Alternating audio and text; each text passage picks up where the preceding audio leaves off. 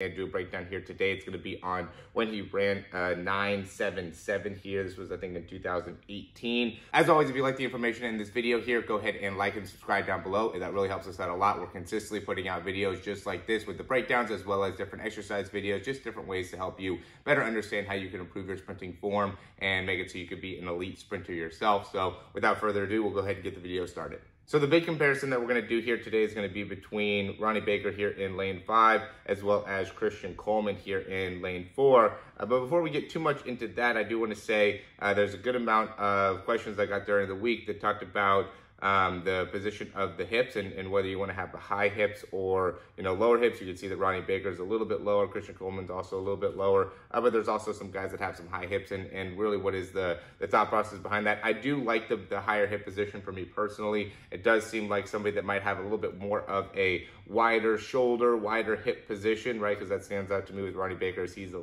pretty wide overall person, where some of these other guys are significantly leaner and then therefore have a little bit higher up position within the hip. So really might have to use a little bit more of that downward force that you're able to generate when you first get started to really help them in being able to accelerate. But it's pretty from this position, everybody does about the same thing here, where it's a really initial drop down of the hips and really being able to try to drive upwards a little bit more with the spine, right? So the hips drop down, spine comes up in that initial movement. There was a little bit of a better reaction here. I don't think that was from the hip position. I just think that was just training overall reaction time. But I do think that is something that you want to be able to consider is, with your hip position, where do you want to start? And it does seem like some guys that are a little bit more lean are able to get the hips a little bit higher up, where if you have a little bit wider hips, maybe you want to keep those hips a little bit further down. So we'll go ahead and hop a little bit more into the breakdown here. So at the start, the big thing that stands out with Ronnie Baker is just being able to keep up with Christian Coleman. That seems to be really,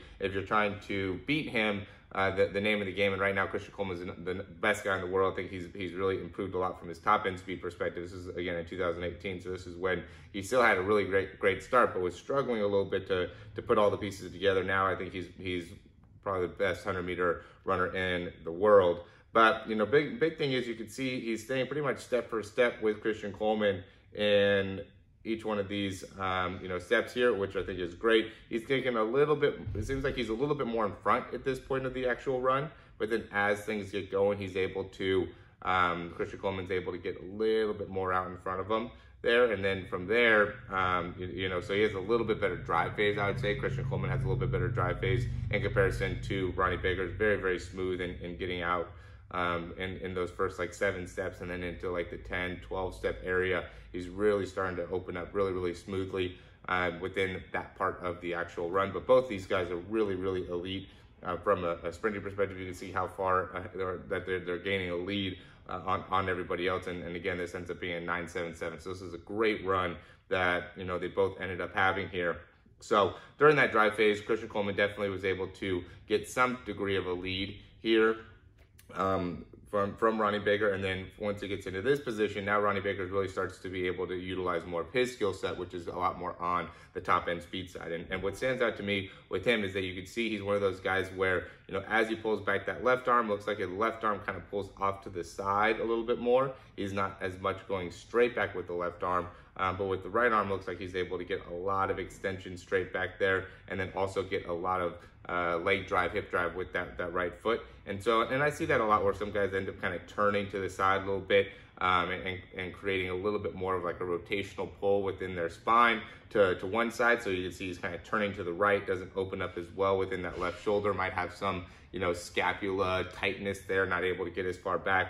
But then going back into the right side is able to get a lot of extension. This almost ends up being the point where he can straighten his body out a little bit more. And then there just becomes that alternating position where one side you're able to get a lot more extension, really open yourself up, and then the other side you almost come right back to normal and straighten yourself out. And the thing to just be to make sure with that when you have that going on is that you have a good even pelvis rotation, and that you're maintaining a large amount of stretch within like the lower back and within the groin. So you end up having a little bit more of a risk for injuries within the hip range or the hip area, the pelvis area, when you're creating that much force and that much rotation and end up having some compensatory pattern. So you do want to end up being smart with that type of stuff, but I don't think it's wrong because we see so many guys that do it. There's some guys like Coleman's a little bit more of a symmetrical person. He basically goes and rotates right side and left side pretty much the same.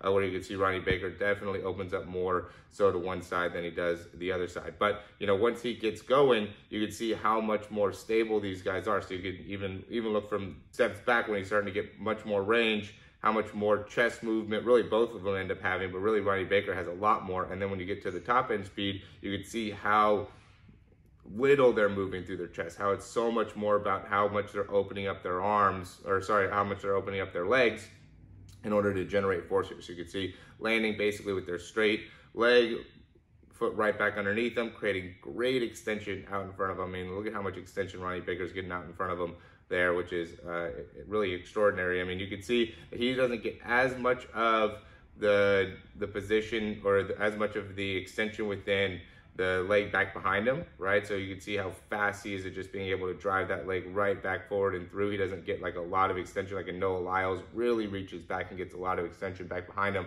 Ronnie Baker's pretty quick and being able to get that leg through, but he has excellent extension out in front of him there, and then is able to generate a lot of force as he pulls back underneath. So that's really where he gets a lot of his force from, is going to be from that initial pull. So just always interesting to see how different sprinters are able to generate force and what makes it so they can generate force. And just looking at the different body types, right? So Noah Lyles is obviously somebody that's a lot taller, skinnier, and so he's able to rely a lot more on like range of motion, where you can see Ronnie Baker is a lot stronger of an overall guy, and he still has obviously great range of motion, but he's a lot quicker with being able to get that foot from pushing off to getting right back underneath him and out in front of him. So yeah, this ended up being a great race. We're running 9.77. I think this ended up being wind aided, so it didn't end up counting for him in terms of the overall statistics. At least that's what I found online. I couldn't really find that actual 9.77 on there, so there must have been too much wind or something must have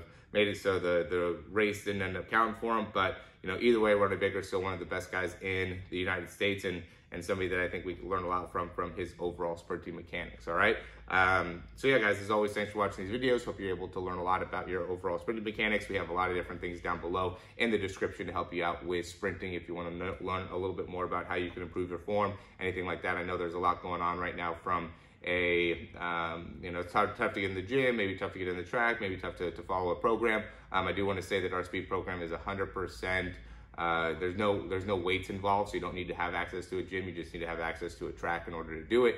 And you do end up having breakdowns just like this for you. And I think that really ends up adding a lot of beneficial understanding to where you can improve within your overall sprinting mechanics, which really makes a big difference in terms of understanding how you can improve your actual running capabilities. All right. So as always, thanks for watching these videos, and we'll talk to you soon.